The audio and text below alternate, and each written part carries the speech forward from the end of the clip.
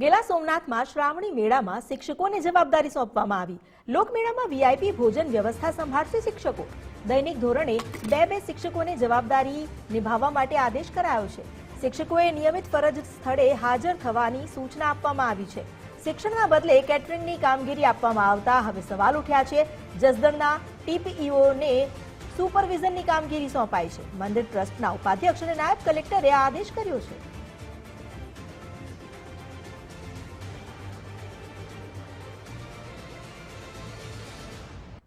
ગેલા સોમનાથમાં આજે શ્રાવણી મેળો શરૂ થાય છે। શ્રાવણી મેળામાં વીઆઈપી ભોજનની વ્યવસ્થા શિક્ષકોને સોંપવામાં આવી છે, પરંતુ સવાલ એ થઈ રહ્યો છે કે શિક્ષકો જે ભણતર વિદ્યાર્થીઓને ભણાવે છે, પરંતુ તેઓ આ ભણતરની કામગીરી મૂકીને હવે આ શ્રાવણી મેળામાં ભોજન વ્યવસ્થાની કામગીરી કરશે। શા માટે? લોકમેળામાં વ્યવસ્થા માટે તંત્રની અન્ય કોઈ જ વ્યવસ્થા ન સૂજી। લોકમેળામાં જે વીઆઈપી ભોજનની વ્યવસ્થા છે, શા માટે વહીવટી તંત્રએ શિક્ષકોને આપી છે? શું એ વિસ્તારના શિક્ષણની કોઈ જ તમા નથી તેમને? અમારી સાથે જોડાયા છે સંવાદદાતા ગૌતમ ભેડા। ગૌતમ, ગેલા સોમનાથમાં જ્યાં શિક્ષકોને વીઆઈપી ભોજન વ્યવસ્થાની કામગીરી સોંપવામાં આવી છે, શું વહીવટી તંત્ર પાસે બીજો કોઈ જ વિકલ્પ ન હતો? શિક્ષકો જો ભોજન વ્યવસ્થામાં જોડાશે તો ભણતરનું શું?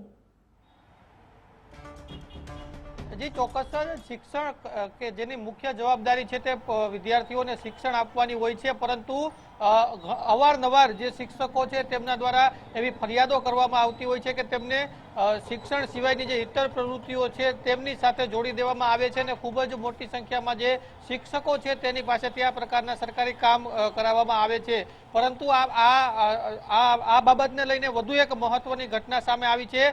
જસદણના જે ગેલા સોમનાથ છે કે જ્યાં લોકમેળાનું આયોજન થાય છે, ત્યાં જે વીઆઈપી અને વીવીઆઈપી જે જમણવાર છે તેની જવાબદારી છે તે શિક્ષકોને સોંપવામાં આવી છે। એટલે કે હવે શિક્ષકો છે તે કેટરિંગનું પણ કામ કરશે એવી પ્રકારની પરિસ્થિતિનું નિર્માણ થયું છે। કારણ કે જસદણના ગેલા સોમનાથની અંદર જે જન્માષ્ટમીના લોકમેળાનું જે આયોજન થાય છે તેમાં એક પરિપત્ર વાયરલ થયો છે કે જેમાં શિક્ષકો છે તેમને આ જે જમણવારની જવાબદારી છે તે સોંપવામાં આવી છે। એટલે કે એક તરફ ભાર વગરના ભણતરની વાત કરવામાં આવે છે, જે વિદ્યાર્થીઓ હોય છે તેમને શિક્ષણ આપવાનું હોય છે તેની જગ્યાએ ઇતર પ્રવૃત્તિઓ વધારે કરવામાં આવે છે। શિક્ષકો દ્વારા પણ આવા મુદ્દાઓને લઈને ભૂતકાળમાં પણ અનેક વખત રજૂઆતો અને ફરિયાદો કરવામાં આવી છે કે તેમને ખૂબ જ વધારે પડતું અન્ય કામોનું ભારણ સોંપવામાં આવે છે ને એના કારણે જે શિક્ષણની જે પ્રક્રિયા છે તેમાં વિલંબ થતો હોય છે। પરંતુ હવે વધુ એક આ બાબતને લઈને વિવાદ થયો છે, કારણ કે હવે શિક્ષકો છે તેમને કેટરિંગની કામગીરી પણ સોંપવામાં આવી રહી છે।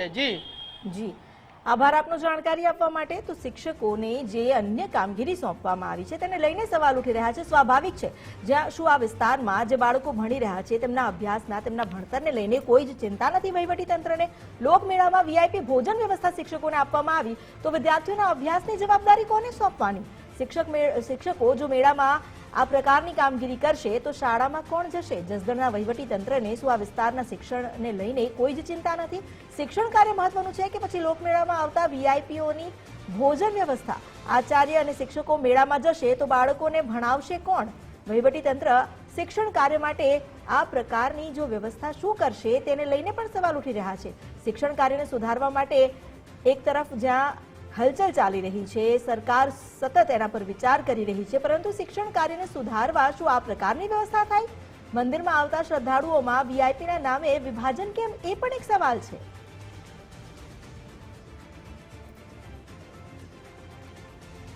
જસદણમાં જ્યાં ગેલા સોમનાથમાં શ્રાવણ મહિનામાં ભક્તોનો મેળો જામતો હોય છે, એટલું જ નહીં, જે શ્રાવણી શ્રદ્ધા છે તેને સાકાર કરવા માટે કેટલાય કાર્યક્રમોનું પણ આયોજન થાય છે, જેમાં વીઆઈપી ભક્તો પણ આવતા હોય છે। હવે સવાલ એ થઈ રહ્યો છે કે ભક્તોમાં પણ અહીં વીઆઈપી શ્રદ્ધાળુઓ આવશે અને તેમની ભોજન વ્યવસ્થા કરવામાં આવી છે।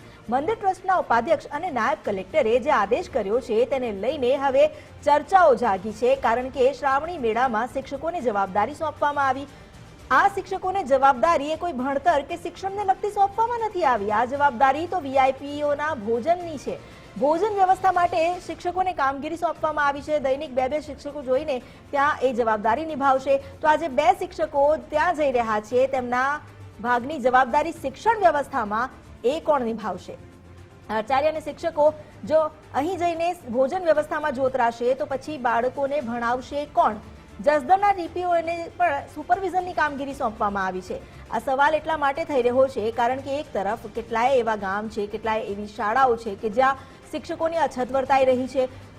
પહેલેથી જ જ્યાં વિદ્યાર્થીઓની સામે શિક્ષકોની ઘટ છે, એવામાં હવે શિક્ષકોને આ જવાબદારી સોંપવામાં આવી છે. એટલે શિક્ષકો શાળાએ જવાને સ્થાને મંદિર પરિસરમાં કે જ્યાં ભોજન વ્યવસ્થા છે ત્યાં હાજરી આપવા જશે તો બાળકો પણ શું ત્યાં જઈને ભણશે? બાળકોને ભણાવવાની જવાબદારી શિક્ષકોની મુખ્ય હોય છે, પરંતુ તેમની મુખ્ય જવાબદારીને હાંસિએ ધકેલી દેવામાં આવી અને તેમને આ ભોજન વ્યવસ્થાની જવાબદારી સોંપવામાં આવી છે. શું વીઆઈપીઓને ભોજન કરાવવાથી તેમનું જે ભણતર વિદ્યાર્થીઓને ભણતર આપવાની જવાબદારી છે તે પૂરી થશે? આચાર્ય અને શિક્ષકો મેળામાં જશે અને વીઆઈપી ભોજનની જવાબદારી સંભાળશે તો પછી શિક્ષકો તરીકે જે ભણાવવા જાય છે ત્યાં કોણ જશે? શું ત્યાં કોઈ નેતાઓ જશે? ત્યાં કોણ જશે બાળકોને ભણાવવા માટે? આવતીકાલનું ભવિષ્ય ઘડવા માટે શાળાઓ તો બનાવવામાં આવી, શાળાઓમાં ઉચ્ચ અભ્યાસની વાત કરવામાં આવી રહી છે, ગુણવત્તાયુક્ત અભ્યાસની વાત કરવામાં આવી રહી છે. તો શું શિક્ષકો ગેરહાજર રહીને ગુણવત્તાયુક્ત અભ્યાસ આપી શકશે વિદ્યાર્થીઓને? શિક્ષકોએ નિયમિત ફરજ સ્થળે હાજર થવાની જે સૂચના આપવામાં આવી છે, પરંતુ તેમનું ફરજ સ્થળ શાળાને સ્થાને મંદિર અને મંદિર પરિસર તેમજ આની આસપાસનું જે મેળાનું સ્થાન છે તે છે. તો શું બાળકોને પણ ત્યાં મોકલવાના ભણવા માટે? અને બાળકો એકવાર ત્યાં જાય તો પણ એ ભણશે કેવી રીતે? કારણ કે શિક્ષકો તો ભોજન વ્યવસ્થામાં જોતરાયેલા છે. મંદિર ટ્રસ્ટના ઉપાધ્યક્ષ અને નાયબ કલેક્ટરે જે આદેશ કર્યો છે તે હવે ચર્ચાસ્પદ બન્યો છે. ગેલા સોમનાથમાં શ્રાવણ દરમિયાન લાખોની સંખ્યામાં લોકો આવતા હોય છે અને એ સમય દરમિયાન શિક્ષકોને જે જવાબદારી સોંપવામાં આવી છે તો તેને લઈને સ્વાભાવિક જ સવાલ ઉઠવાના. જસદણના ટીપીઈઓ જે આ જવાબદારી શિક્ષકોને સોંપવામાં આવી છે તેનું સુપરવિઝન પણ કરશે. એટલે એક તો શિક્ષકોએ અહીં આવવાનું, બાળકોને ભણાવવાનું નહીં, ભોજન વ્યવસ્થામાં પોતાની જવાબદારી નિભાવવાની, શાળાએ નહીં જવાનું. આ કયા પ્રકારની વ્યવસ્થા ગોઠવવામાં આવી છે તેને લઈને સવાલ ઉઠે છે. જવાબ આખરે કોણ આપશે? શું બાળકોના અભ્યાસ પર જે માઠી અસર પડી રહી છે તેનું ભારણ કોણ ચૂકવશે?